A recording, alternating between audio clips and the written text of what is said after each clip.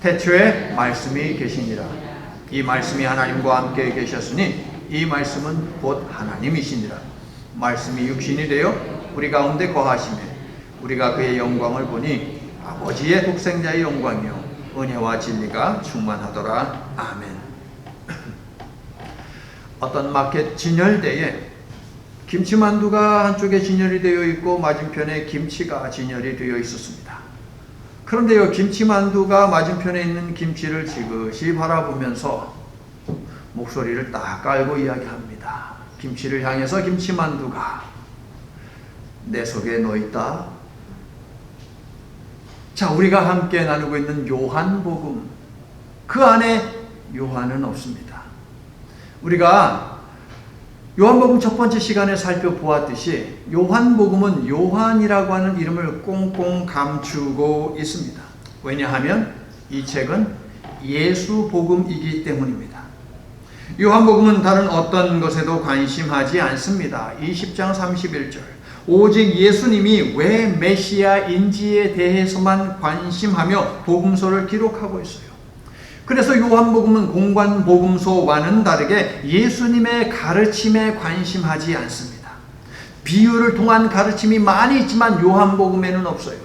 귀신을 내쫓는 사건도 요한복음에는 없습니다. 오직 예수님이 메시아 되심을 증거하는 일에만 관심을 하고 있어요. 그렇다면 우리도 어디에 포커스를 맞추며 살아야 할까요? 예수님은 메시아가 되신다는 거예요. 메시아 되시는 예수님이 나와 함께 하신다는 것이에요. 아멘이세요? 자, 이제 요한복음이라는 섬에 이제 헬리콥터에서 저희가 내려서 그 섬에서 이제 돌아다니면서 요한복음이라는 섬에는 무엇이 있는지 살펴보고자 합니다. 사도 요한이 전하고 있는 예수님이 왜 메시아가 되신지 우리가 좀 꼼꼼히 살펴보겠습니다.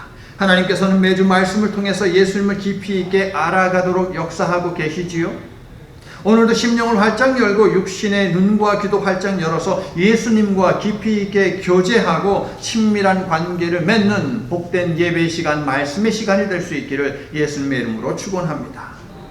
태초에 하나님이 천지를 창조하시니라.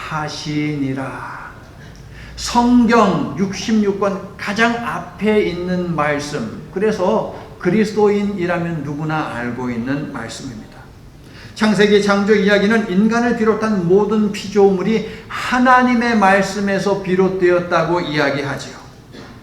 즉 인간의 시작, 인간의 근본은 하나님의 말씀이라는 것이에요, 여러분. 성도 여러분, 이처럼 우리는 하나님의 말씀과 뗄래야 뗄 수 없는 하나님의 작품입니다. 믿으시면 아멘 합시다. 그런데 창세기 1장 2절을 보시면 하나님의 창조 행위가 있기 전에 이미 세상에는 땅이 존재했고 물이 존재해 있어요, 여러분. 그러니까 창조의 배경은 땅과 물이었다는 말인데요. 창세기의 저자는 혼돈과 공허와 흑암이 땅 위에 가득했다고 우리들에게 알려줍니다. 정리하면 하나님께서 세상을 창조하시기 전 땅은 혼돈하고 공허하고 어두웠습니다. 달리 말하자면 생명이 존재할 수 없을 정도로 무질서했던 것이 하나님이 창조를 하시기 전 땅의 모습이었다는 것이에요.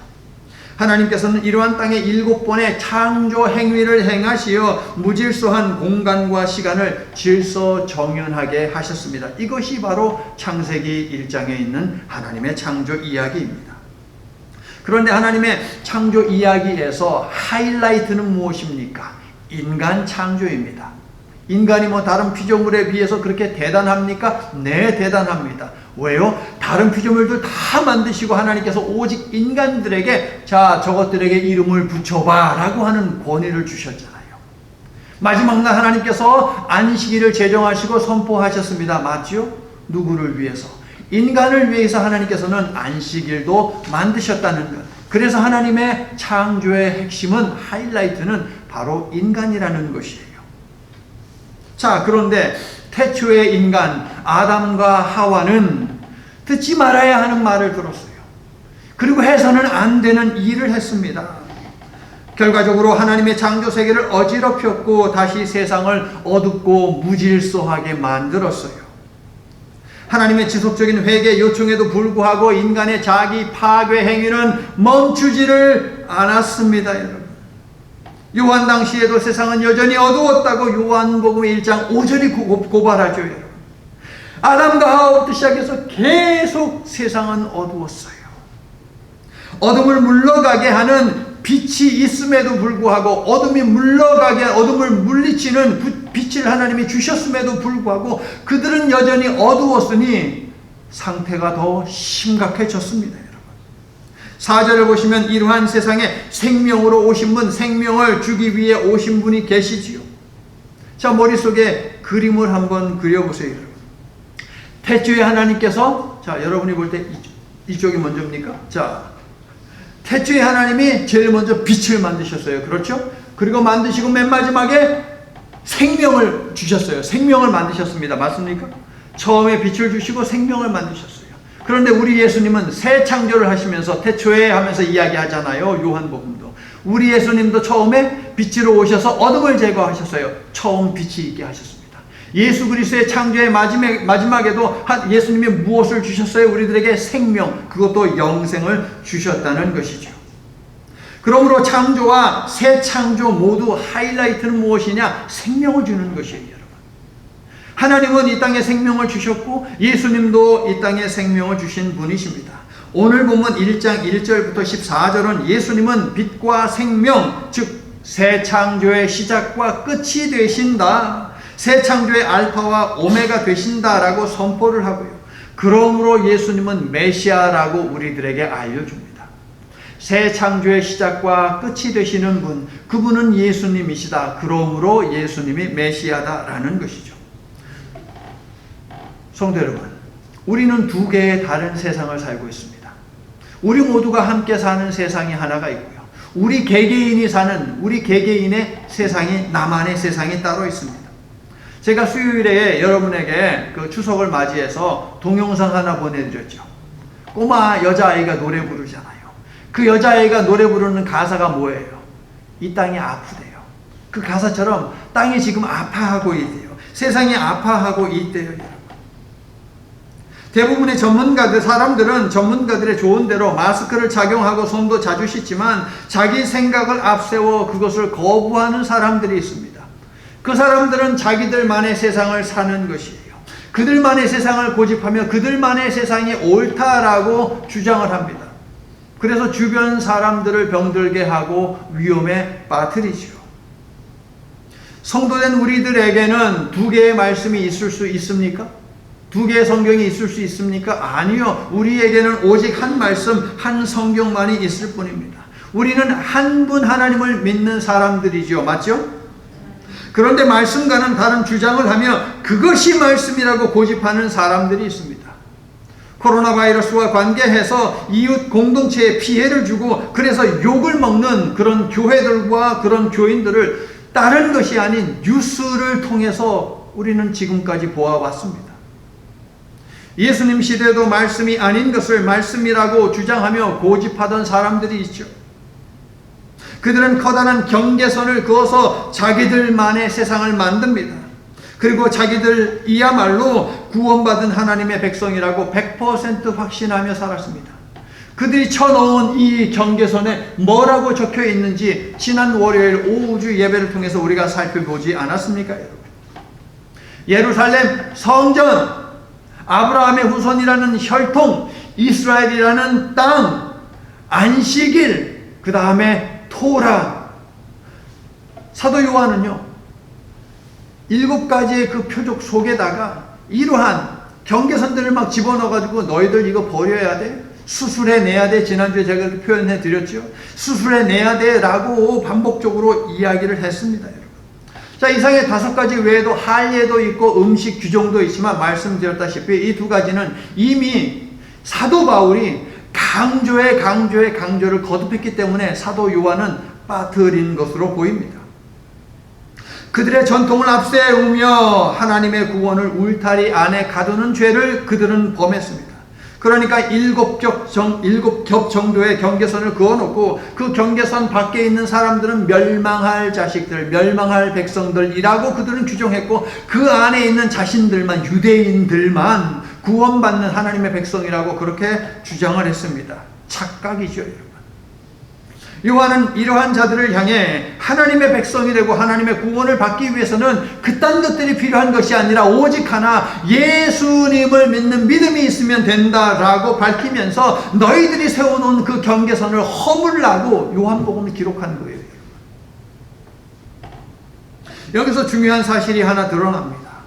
예언자들이 하나님의 말씀을 전한 대상이 누구입니까? 이방인들입니까? 아니요. 하나님을 믿는다라고 하는 이스라엘 땅 안에 살고 있는 유대인들, 하나님의 백성들이었다는 것이죠.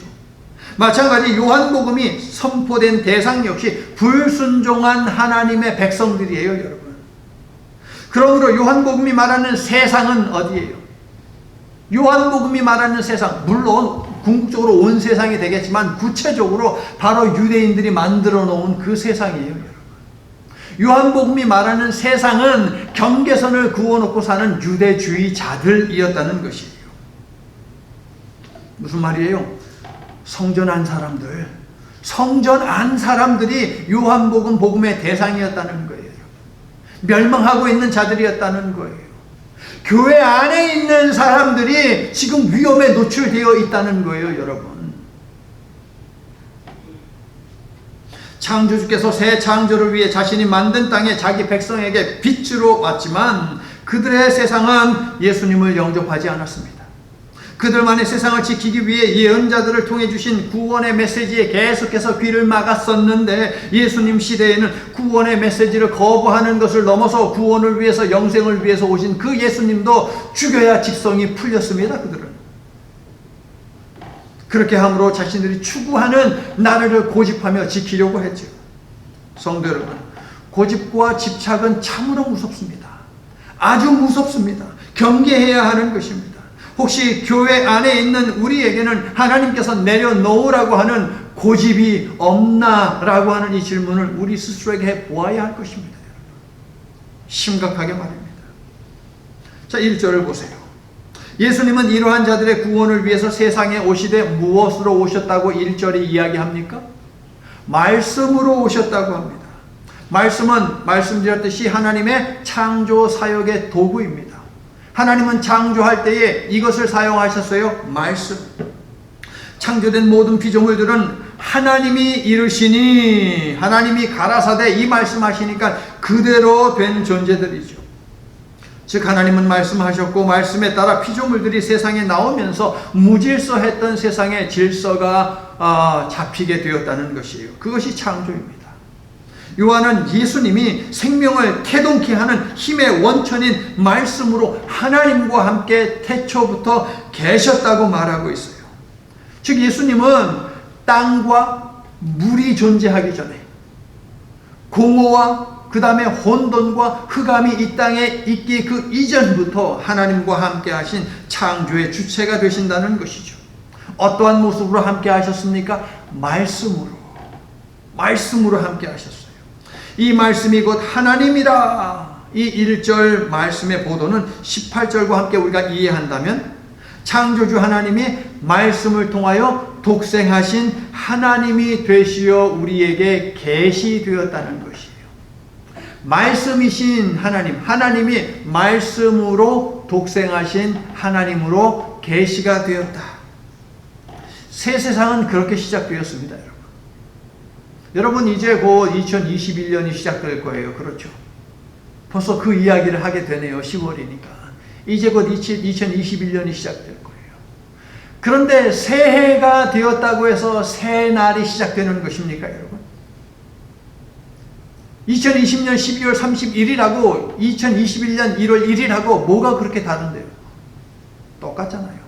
새해가 되었다고 새 날이 되는 것이 결코 아닙니다. 새 날은 말씀과 만나는 순간, 말씀이신 예수님을 만나는 순간 시작된다라는 것을 깨달아 아시기를 예수님의 이름으로 축원합니다.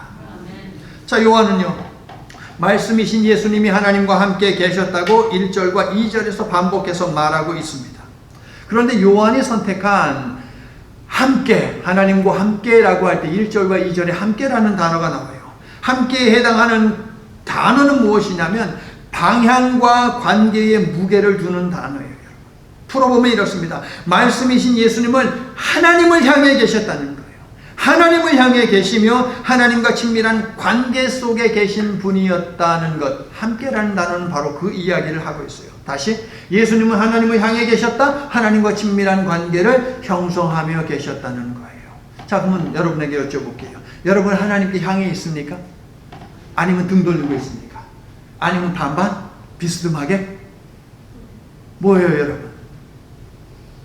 뭐 한국 보면은 뭐 치킨도 양념치킨 먹을래, 프라이드 치킨 먹을래, 사람들이 고민하니까 그냥 반반 치킨, 짬뽕 먹을래, 짜장면 먹을래 하니까 그냥 짬짜면 뭐 이런 거 만드는데, 신앙에는 그게 없어요, 여러분. 신앙에는 그것이 없어요. 비스듬하게 이거 없어요, 여러분. 하나님께로 향하시기를 예수님의 이름으로 축원합니다. 향해야만 친밀한 관계를 하나님과 유지할 수 있는 것 아니겠습니까? 자, 18절을 상상을 해보세요. 18절. 예수님은 하나님 아버지의 품속에 계신 분이요, 하나님과 아이 컨택하며 하나님의 심장을 느끼며 그 심장과 함께 호흡하는, 따라해보세요, 하나님 바라기. 해바라기 말고 하나님 바라기였어요, 우리 예수님. 자세가 중요하다는 거예요, 여러분. 하나님을 바라볼 때 우리가 하나님 바라기가 될 수 있다는 것이지요. 성도 여러분, 믿음이란 무엇이냐? 우리의 몸과 마음과 영을 하나님께 향하여 하나님과 관계 맺는 행위입니다, 여러분. 그게 믿음이에요. 하나님은 주일에만 만나는 대상이 아니에요. 어려울 때만 찾는 대상이 아니라고요. 아시지요?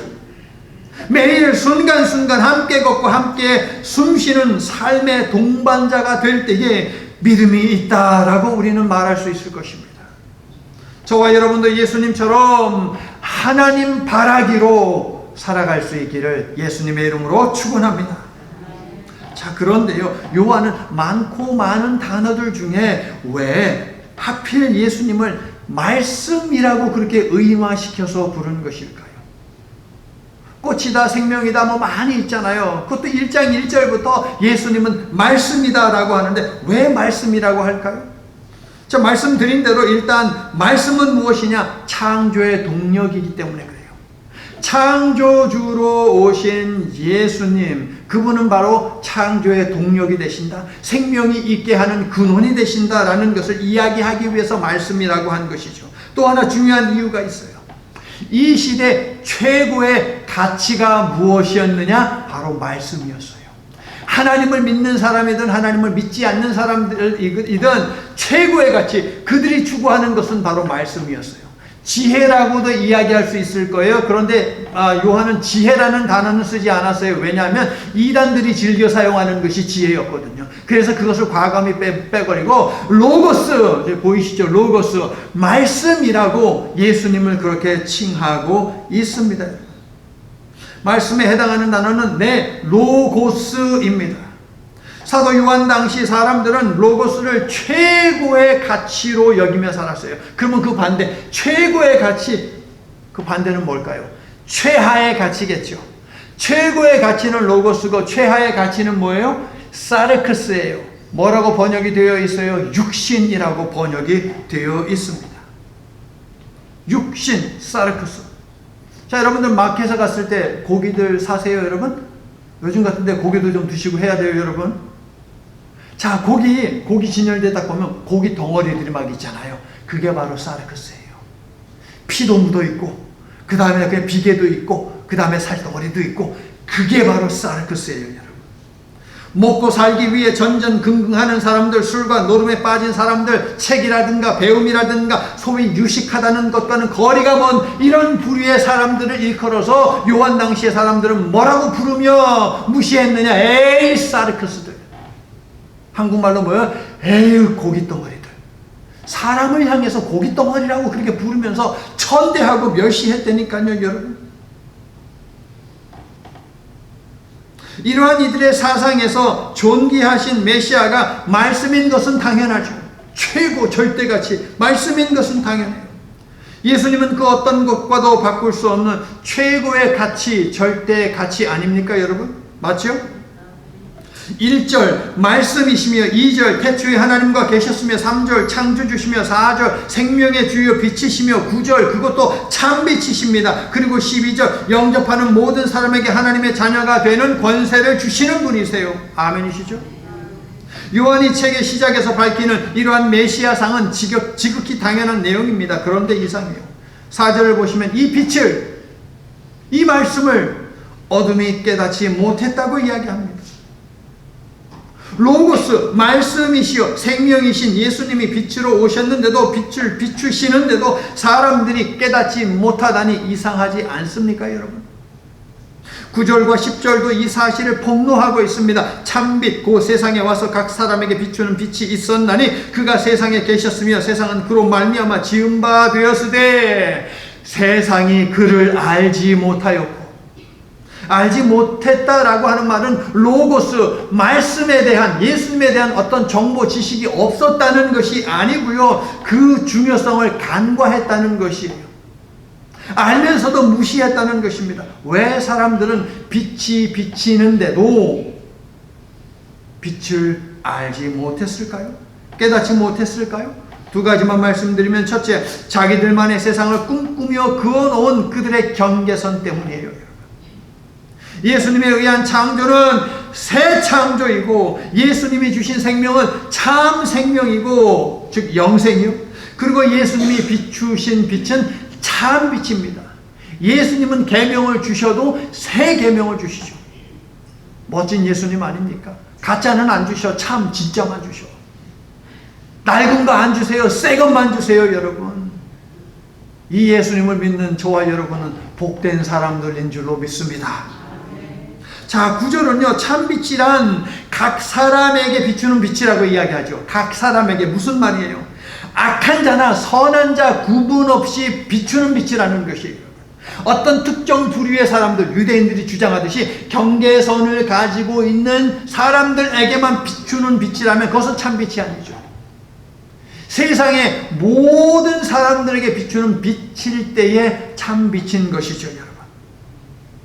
몇 무리의 사람들에게 비추는 빛은 결코 참빛일 수 없습니다. 그런데 유대주의자들은 경계선 안에 있는 사람들에게만 구원의 빛이 비친다는 그릇된 신념에 빠져 있었기 때문에 참빛이 비치는데도 깨닫지 못했습니다. 알지 못했습니다. 고집, 집착, 아집이라는 단어가 다시 떠오르죠, 여러분. 버려야 돼요, 여러분. 버리지 못하면 참 예수님을 알지 못한다니까요, 여러분. 예수님, 목사님, 전 버릴 것 없는데요. 잘 생각해 보세요. 있나 없나 잘 생각해 보세요, 여러분. 하나님의 축복을 가로막고 있는 고집이 여전히 남아있지는 않은가? 쓴뿌리라고 이야기할 수 있겠죠. 찾아보세요. 분명히 있습니다, 여러분. 유대주의적 경계선 가운데는 성전도 있습니다. 그런데 14절 말씀이 육신이 되어 우리 가운데 뭐 했대요? 거하셨대요. 거하다라는 단어는 요한에게 아주 중요한 단어예요. 요한복음에 많이 등장해요. 거하다. 그런데 여기 14절에 거하다라고 하는 것은 다른 데서 거하다랄 때 사용하는 거하고 달라요, 여러분. 거하다라는 여기 사용된 이 단어는요, 신약 다른 데는 없어요. 요한복음, 요한계시록에만 있는 요한 공동체의 독특한 단어입니다. 스케노라고 하는 단어인데요, 어떤 뜻이냐면 천막을 짓다, 천막을 치다, 그리고 성전을 짓다는 뜻이에요, 여러분. 다시 스케노라고 하는 단어인데요, 14절에서 사용된 거하다, 이 단어는 뭐냐면 성전을 세운다는 거예요. 성전을 세운다. 그러므로 14절은 무엇입니까? 말씀이 육신이 되어 우리 가운데 성전을 세우셨다는 말이에요, 여러분. 예수님이 곧 성전이라는 말입니다. 그런데 유대주의자들 경계선 쳐놓고 무엇만이 성전이라고 했어요? 예루살렘 성전만이 성전이라고 이야기했잖아요. 그런데 그 성전에서 뭐 하는데요? 범죄를 저지르고 있잖아요, 여러분. 그래 놓고도 거기에 구원이 있대. 그래 놓고도 거기에 들어가서 예배하는 자들만 하나님의 백성이 될 수 있대요. 무슨 소리? 그러니 너희들이 고집하는 예루살렘 성전이 아닌 예수님을 모시라 라고 사도 요한은 말하고 있어요. 14절을 통해서. 아담과 하와 이후로 모든 인간이 잃어버린 진정한 성전을 회복하기 위해서 하나님의 독생자가 오셨지만, 예루살렘 성전만이 참 성전이라고 믿는 유대주의자들은 예수님의 성전을 모독한다고 말하면서 핍박을 했고 십자가에 못 박아 죽였습니다, 여러분. 자, 두 번째 이유는 무엇이냐? 예수께서 이 땅에 오실 때에, 사람들에게 나타나실 때에, 자, 로고스가 아닌 사르크스로 나타났기 때문에 이들이 깨닫지 못한 것이에요. 14절을 보세요. 말씀이 육신이 되어 우리 가운데 거하심에, 이것을 성육신이라고 하죠, 여러분. 성육신. 말씀드린 대로 말씀은 로고스이고 육신에 해당하는 단어는 사르크스입니다. 로고스가 사르크스가 되셨습니다. 최고로 좋은 절대 가치가 쳐주지 않는, 무시받는 그런 가치가 되었다. 이 두 단어를 통해 요한은요, 성육신이란 최상의 가치가 최하의 가치가 된 사건이라고 말하고 있는데요, 일찍이 사도 요한보다 훨씬 더 앞서서 바울 선생님은 예수님이 이 땅에 육신을 입고 오신 성육신 사건은 무엇이냐? 하나님의 모습을 가지신 분이 노예의 모습으로 오신 것, 이것이 성육신 사건이라고 빌립보서 2장 6절과 7절에서 알려주고 있습니다. 자, 그런데 경계선을 외치는 자들은요, 하나님은 절대로 자신들의 기대 밖에서는 일하지 않는다고 맹신했습니다. 자, 믿었다기보다는 자신들의 신념을 하나님께 강요하면서 압력 행사를 했다고 보는 것이 맞을 거예요. 높고도 두꺼운, 게다가 여러 겹으로 되어 있는 그들의 경계선은 피와 살, 사르크스 육신을 입고 오신 메시아를 결코 받아들일 수 없었어요. 위대한 다윗의 혈통을 가진 메시아가 거룩한 성전 예루살렘, 약속의 땅 이스라엘의 말씀으로 오시는 것까지는 좋아요. 믿을 수 있어요. 그런데 사르크스가 되셨다, 육신이 되셨다라고 하니 그들에게는 이런 일이 결코 있을 수 없거든요. 그것은 신성 모독입니다, 이들에게는. 그래서 예수님이 참 빛임을 알면서도 외면했고 거부했고 죽였습니다. 누가 신성을 모독하는 것입니까, 여러분?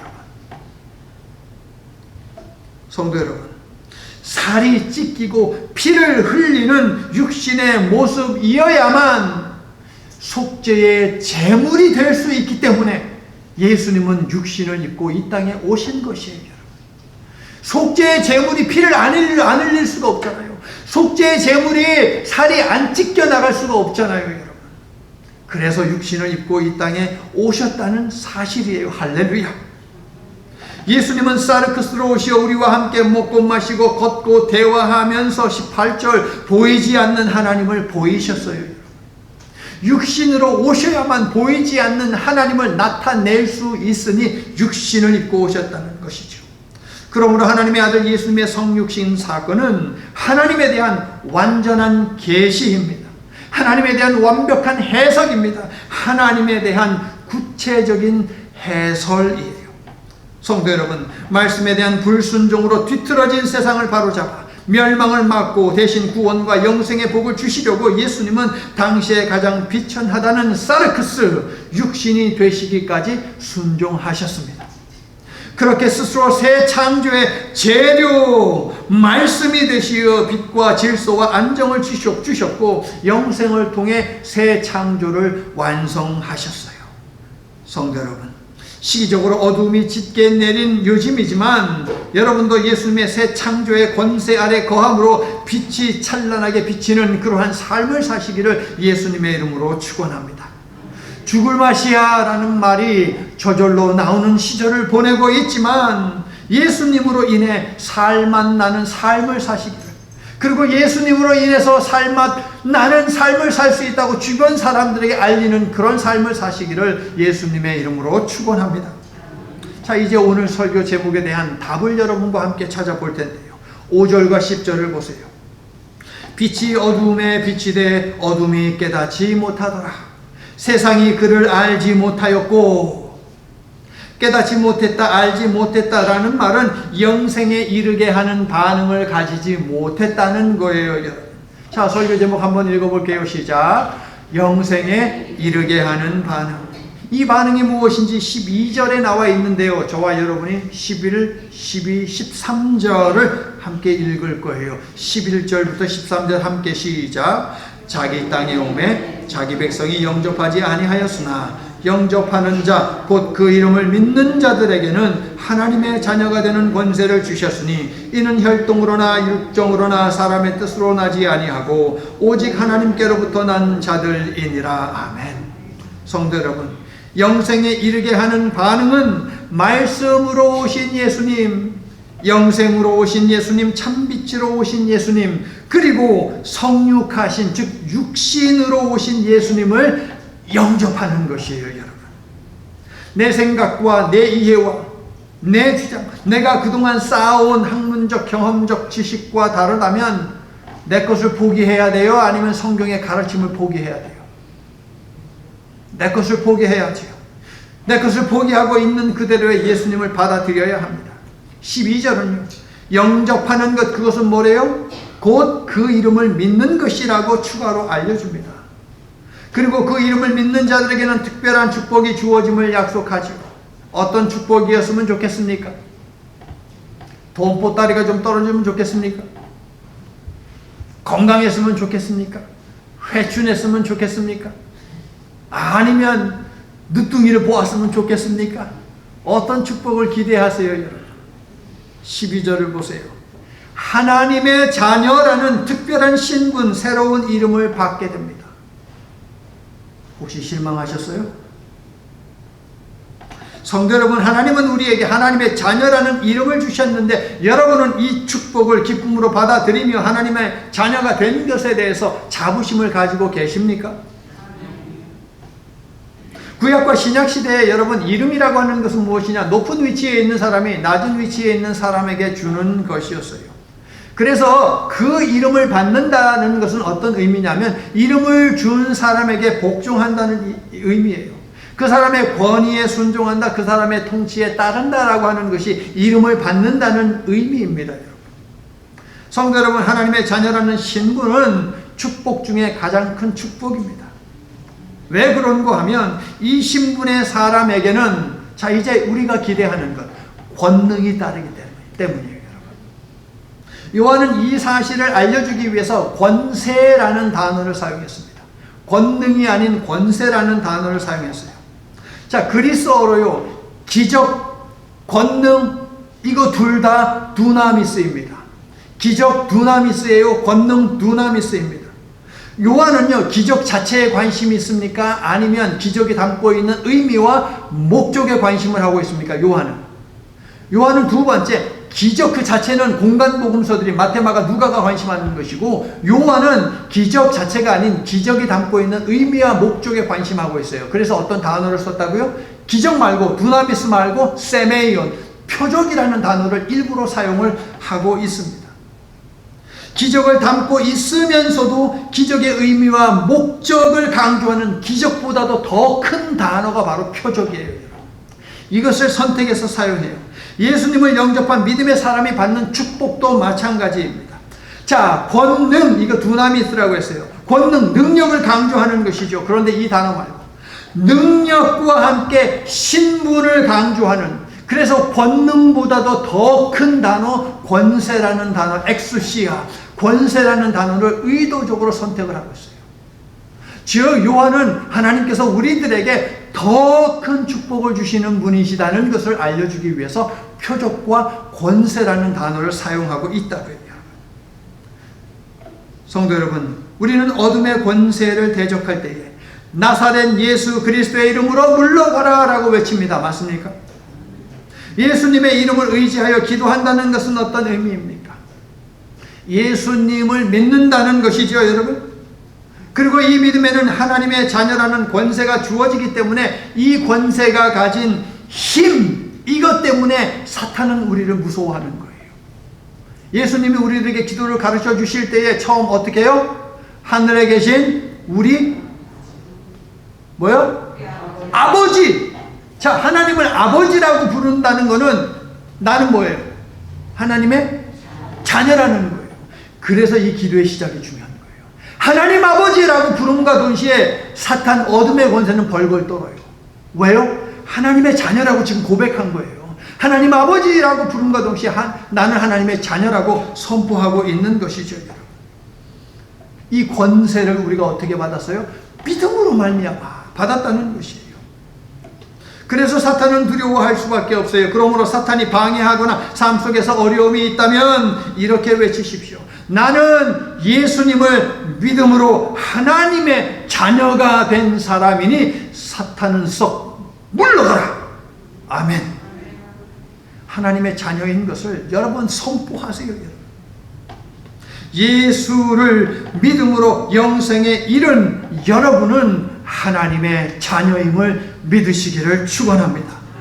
여러분이 가진 이 권세로 어둠의 권세를 물리치며 세상을 비추는 빛으로 부패를 막고 세상을 살맛나게 만드는 소금으로 그리고 배고픔을 채워주는 미랄로 사시기를 예수님의 이름으로 축원합니다.